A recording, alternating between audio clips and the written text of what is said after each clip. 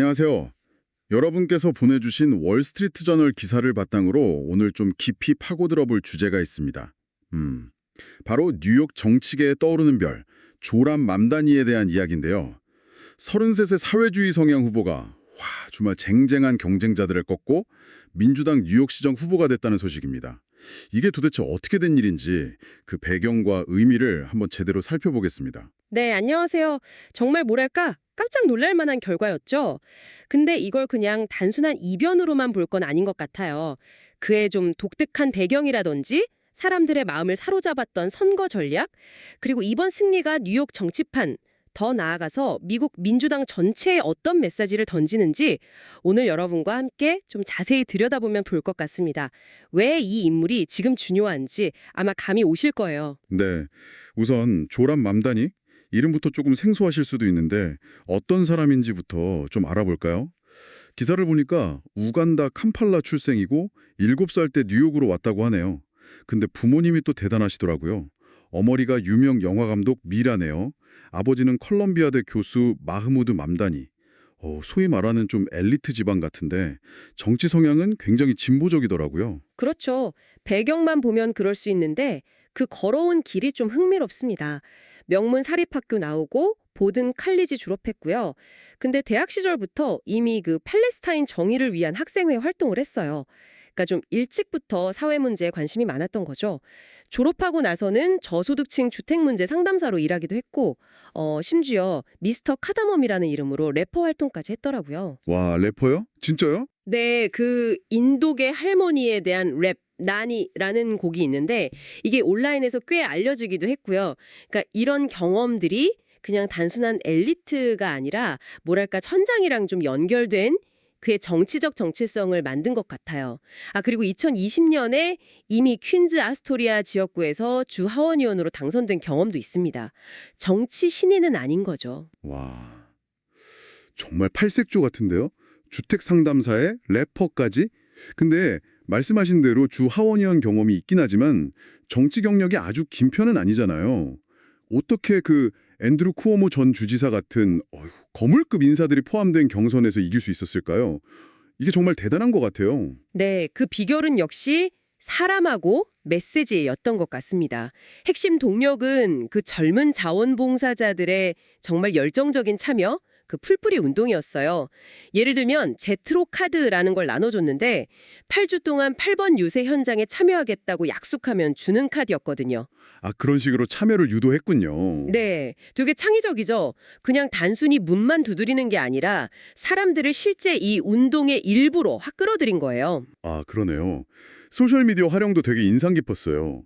그 유명 모델 에밀리 라타이코프스키나 지하철 인터뷰로 유명한 카림 라마, 이런 인플루언서들이랑 같이 등장해서 젊은 유권자들 눈길을 확 사로잡았고요. 그리고 망고라씨 마시면서 뉴욕의 그 복잡한 선호 투표제 있잖아요. 후보들 순위 매기는 거? 네네, 랭크드 초이스 보팅. 네, 그거 설명하는 영상은 진짜 신선했어요. 딱딱한 정치를 좀 쉽게, 재밌게 풀려고 노력한 게 보이더라고요. 맞습니다. 그리고 거기에 더해서 그 주거비 안정, affordability라는 정말 뉴욕 시민들한테는 너무나 절실한 문제잖아요. 딱 이 하나의 문제에 메시지를 완전히 집중하고 아주 끈질기게 파고든 게 주요했던 것 같아요. 공약들도 되게 구체적이었어요. 무료 버스, 무료 보육, 임대료 동결, 시가 운영하는 식료품점 같은 거요. 그리고 재원은 어떻게 마련할 거냐. 상위 1% 부자 증세랑 기업 과세로 하겠다. 딱 부러지게 밝혔죠. 이가 뭘까 좀 신중하다 못해 답답해 보이기까지 했던 그 쿠오모 후보하고는 확연히 대비되는 지점이었습니다.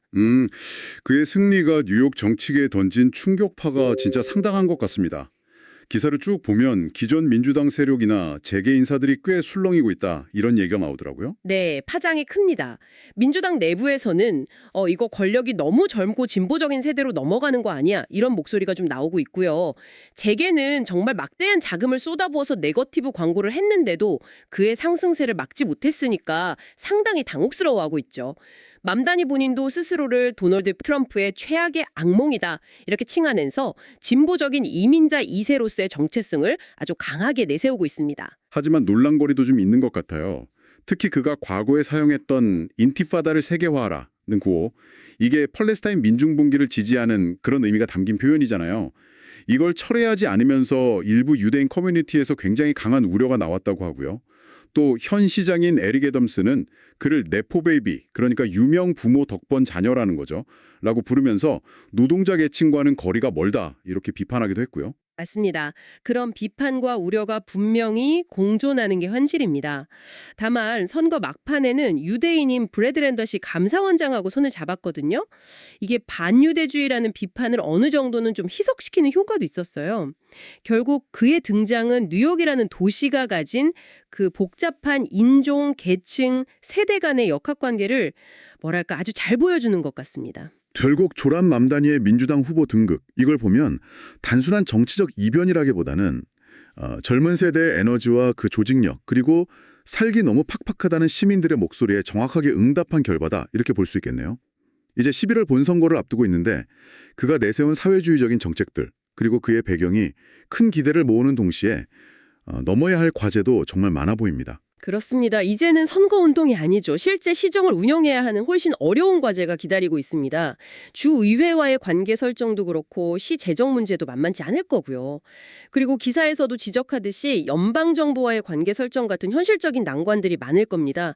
특히 현 행정부와의 어떤 잠재적인 갈등 가능성도 배제할 순 없겠죠.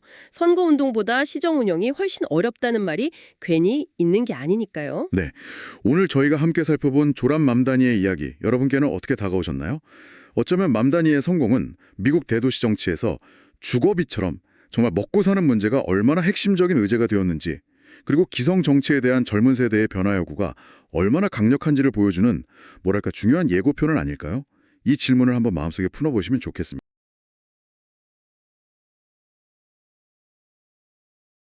사용자 3억 명 올리팬스라는 플랫폼 아마 들어보셨을 겁니다.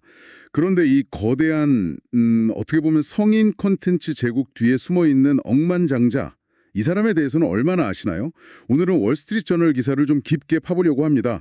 베일에 쌓인 인물이죠. 레오니드 라드빈스키 그리고 올리팬스에 대한 이야기입니다. 여러분께 딱 필요한 정보만 뽑아서 전달해 드릴게요. 네, 이 기사가 단순히 뭐 돈 번 사람 이야기를 넘어서요. 이 라드벤스키라는 인물이 어떻게 그 온라인 포르노그래피 산업의 판도 자체를 바꿨는지 그리고 그 막대한 부를 쌓으면서도 왜 그렇게까지 대중의 시선을 피하려고 하는지 그걸 추적하고 있습니다. 그의 뭐 과거 이력부터 최근의 뭐 매각 움직임까지 아주 흥미로운 지점들이 많습니다. 핵심만 좀 짚어보죠. 우선 그 뭐랄까 이중적인 모습부터가 눈에 띄는데요. 개인 웹사이트 보면 뭐 기업가, 엔젤 투자자, 심지어 헬리콥터 조종사 지망생이다 이렇게 소개하는데요. 또 자선재단 웹사이트 가보면 오픈소스 소프트웨어 지원이나 암센터 기부를 엄청 강조해요. 근데 정작 본인의 부의 원천인 올리팬스에 대해서는 아예 언급이 없어요. 이건 뭐 의도적인 거죠. 맞습니다. 그러니까 43세인데 인터뷰나 업계 행사는 뭐 거의 안 나타난다고 하고요. 관련자들은 또 다 비밀 유지 계약에 묶여 있다고 하죠. 심지어 공개된 사진이라고 해봤자 몇 년 동안 딱 한 장? 팔짱 끼고 웃는 모습 그거 하나뿐이라고 하니까요. 뭐 구소련 출신으로 시카고에서 자랐고 노스웨스턴대에서 경제학 공부했다. 이 정도 외에는 알려진 게 거의 없는 거죠. 이런 그 극단적인 익명성 자체가 어쩌면 그의 사업 방식만큼이나 좀 주목할 만한 전략 아닌가 싶어요. 그렇게 자기를 감추는 사람이지만 사업은 또 엄청나게 혁신적이었단 말이죠. 예전에는 그저 광고 보고 뭐 X등급 비디오 보고 이런 식이었잖아요. 온라인 포르노가. 근데 이걸 구독료 내고 크리에이터랑 직접 소통하고 뭐랄까 관계 환상 같은 걸 파는 소셜미디어 서비스로 바꿔버린 거죠. 성노동자뿐만 아니라 뭐 유명인, 심지어 일반인까지 다 크리에이터로 끌어들였고요. 네, 그가 2018년에 올리팬스를 인수했는데 사실 그때는 되게 작은 영국 회사였어요. 근데 이 라드빈스키라는 사람이 이미 뭐 10대 때부터 관련 웹사이트를 직접 만들어서 운영해봤고 2004년에는 마이프리캠스라고 라이브캠 사이트죠. 이것도 설립했던 경험이 있거든요. 그러니까 이 분야를 아주 잘하는 거죠. 그리고 그 수익 모델 구독료의 80%를 크리에이터한테 준다. 이거 정말 파격적이었죠. 그러니까 크리에이터들이 알아서 플랫폼 홍보를 하게 만드는 아주 영리한 방식이었어요. 아, 80%나요? 네, 80%. 그러니까 플랫폼은 20%만 가져가는 구조죠.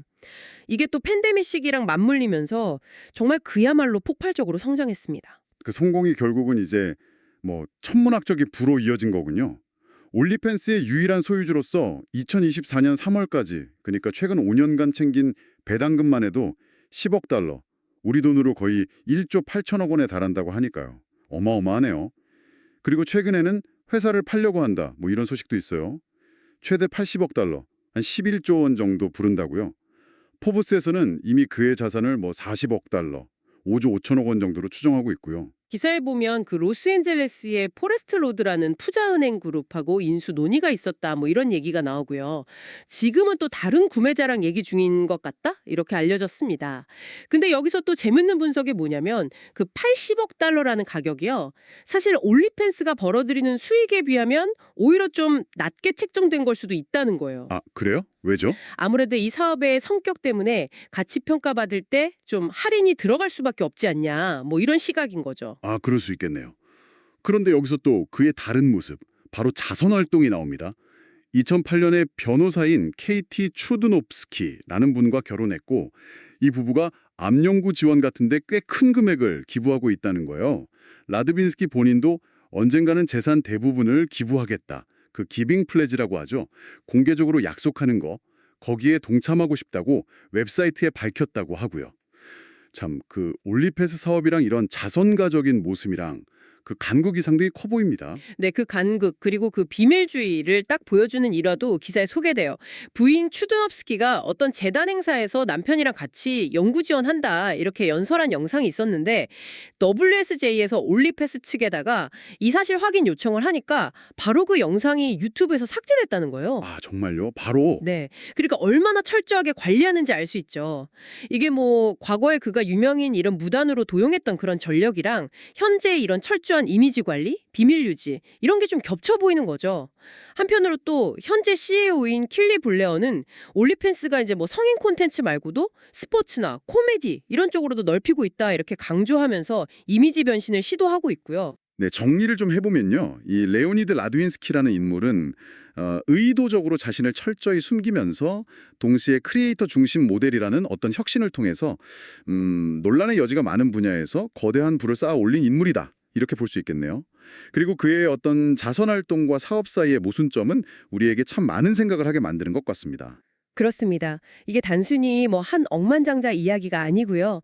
오늘날 인터넷 경제가 어떻게 돌아가는지, 또 익명성 뒤에서 어떻게 그렇게 막대한 영향력을 행사하는 게 가능한 건지, 그리고 좀 사회적으로 민감한 영역에서 만들어진 부를 우리가 어떻게 봐야 하는지 이런 중요한 질문들을 여러분께 던지고 있다고 생각합니다. 라드빈스키를 보면 과거에 뭐 해킹된 정보라든지 유명인 이름이라든지 아니면 올리펜스라는 플랫폼 자체처럼 기존에 있던 걸 잘 활용하는 경향이 보여요. 그리고 사용자들이 컨텐츠를 만들고 또 마케팅까지 하게 만드는 전략을 계속 써왔고요. 만약에 그가 정말로 수조 원의 올리펜스를 매각한다면 그의 다음 행보는 뭘까요? 그가 또 어떤 기존의 플랫폼이나 트렌드를 자기만의 방식으로 비틀어서 활용하려고 할지, 어쩌면 그가 이미 주목하고 있을지도 모를 다음 디지털 흐름은 과연 무엇일지 한번 생각해 보시는 건 어떨까요?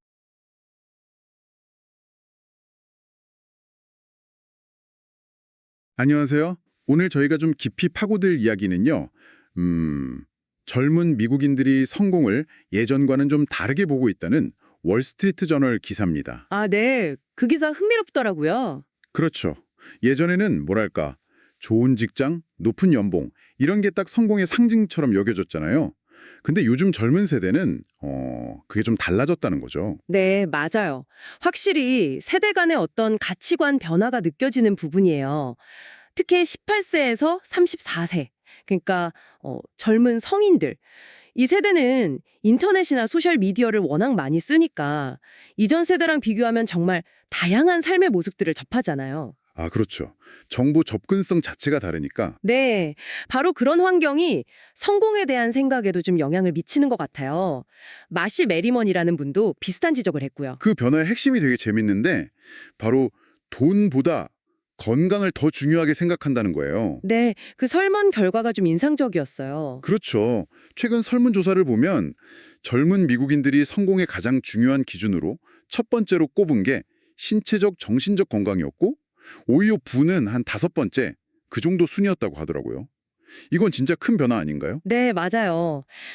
이런 생각의 변화 뒤에는 몇 가지 이유가 있는 것 같아요. 잭 디치트월드라는 세대 연구가가 분석한 걸 보면요. 일단 코로나19 팬데믹 겪으면서 건강이 정말 중요하구나 다들 느꼈잖아요. 네, 그건 정말 그랬죠. 그리고 또 재택근무가 확산되면서 꼭 사무실에 매여서 막 스트레스 받지 않아도 되는 삶도 가능하다는 걸 알게 된 거고요. 약간 삶의 유연성이 생긴 거네요. 네, 그렇죠. 게다가 자기 부모님 세대가 막 만성 질환으로 고생하는 걸 보면서 건강 그 자체가 성공에 되게 중요한 지표가 된 거죠. 디치월드는 그래서 건강은 그 자체로 성공이다. 이렇게 말하기도 했어요. 듣고 보니 정말 경험에서 나온 되게 현실적인 이유들이네요. 기사에 나온 몇몇 분들의 이야기가 이런 변화를 되게 잘 보여주는 것 같아요. 네, 사례들이 좀 구체적이죠. 예를 들어서 그 27살 콜 스미스 씨, 온라인 자동차 쇼핑몰 공동 창업자인데 예전에는 최고가 되려고 막 주 80시간씩 일하고 그랬대요. 와, 80시간. 근데 지금은 달리기 하고 뭐 약혼자랑 시간 보내고 이런 약간 삶 전체의 균형, 총체적인 삶을 성공으로 본다고 하더라고요. 일밖에 모르는 40대, 50대가 될까 봐 그게 좀 걱정됐단 말이 기억에 남아요. 네. 또 다른 분도 있죠. 40세 나탈리 아르멘다리스 씨, 디지털 디자인 회사 공동 창업자. 이분은 과거에 되게 유명한 광고 대행사에서 높은 연봉에 직함도 있었는데 너무 지쳤다고 해요. 번아웃 같은 걸까요? 그런 거죠. 그냥 일 뿐이었다. 약간 이런 느낌? 그래서 결국 고향 텍사스로 돌아가서 작은 회사를 차렸고요. 지금은 가족과의 시간을 제일 중요하게 생각하고 분기마다 일주일씩 꼭 쉰다고 해요. 분기마다 일주일씩이요? 와. 네. 그러면서 하는 말이 성공은 더 조용해요. 뭐 화려한 직함이나 연봉이 아니죠. 라고요. 야, 성공이 더 조용하다. 이 말이 되게 와닿네요. 꼭 뭐 시끌벅적해야 성공인 건 아니니까.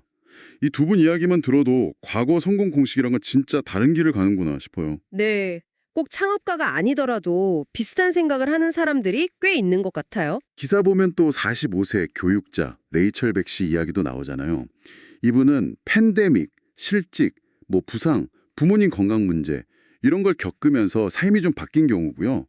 그래서 결국 고향으로 돌아가서 지금은 뭐 리조트 딜러도 하고 양조장 파트타임도 하고 또 팟캐스트도 운영하면서 자기 만족을 찾는다고 하더라고요. 네, 맞아요. 성공에 대한 재정의는 서서히 바뀌었어요. 이 말이 인상 깊었어요. 그리고 또 다른 분, 37세 세일즈 임원이신 워렌 드바렌스 씨, 새 아이 아빠인데.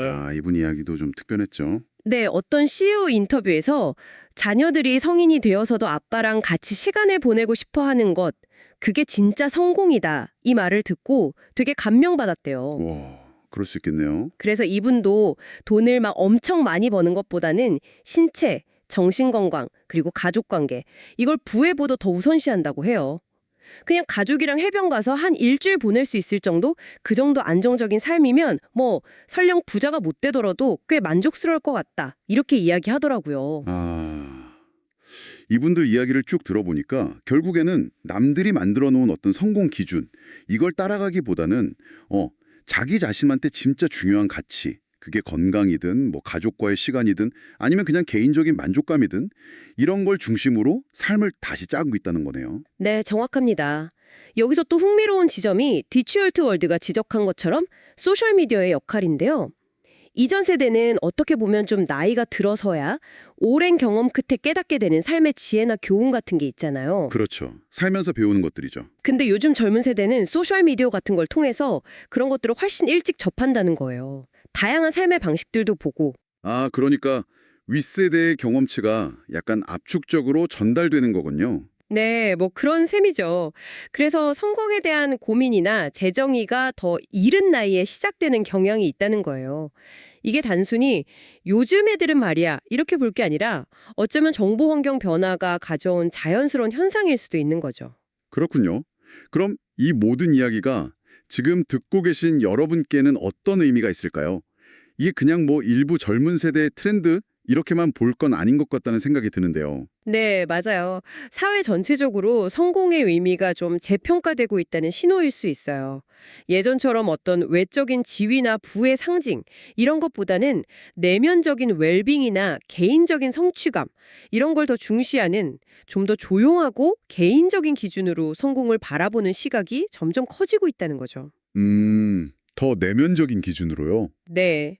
그래서 좀 더 크게 보면 이런 변화는 앞으로 뭐 노동 문화라든지 아니면 기업들이 인재를 어떻게 바라보고 관리할지, 심지어는 사회 정책에도 영향을 줄 수 있어요.